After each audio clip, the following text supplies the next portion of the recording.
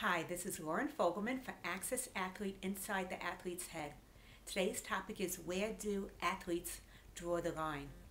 When looking at the highly dedicated, motivated athlete, whether it's elite, professional, or recreational, where do athletes draw the line as far as the things that they ought to be doing to help their performance and the things that just are not acceptable according to industry standards? When you are truly dedicated, do you do anything that your coach or your trainer tells you to do because you're so dedicated and committed to performance, or do you question them and decide whether those things are in your best interest or not? While following the trial for Barry Bonds, it's something that I've been thinking about. I really wonder whether he truly knew what he was doing and felt that he had superstar athlete entitlement to where he could blur the lines between what was acceptable or not acceptable and get away with something in the name of performance, or if he was just blindly following the advice of his coaches and trainers because he felt that they were the authority figures and that they knew what was in his best interest for really improving his performance and staying at the top of his game. Those are some things we might never know, but it's now that his life is on trial and he's really watching everything about his life being judged by a grand jury. And as a result of this, there's going to eventually come to a point where the jury's going to make a decision, and then he's going to have to pick up the pieces of his life again.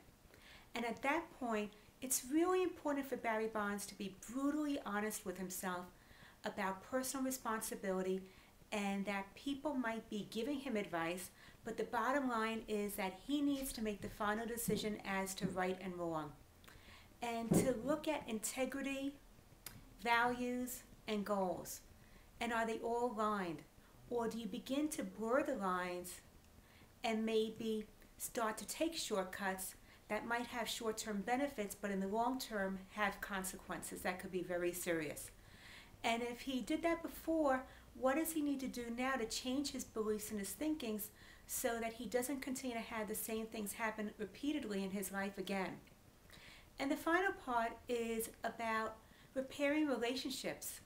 How many people have been affected by his decisions along the way, ones close to him, on his team, family, personal, whatever it might be, and what can he do now to really pick up the pieces of his life, repair those relationships, and make choices that really are of integrity, affirming his personal values.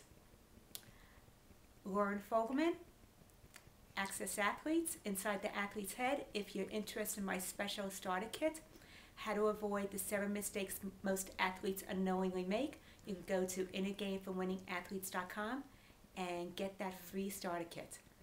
Until next time, see you then.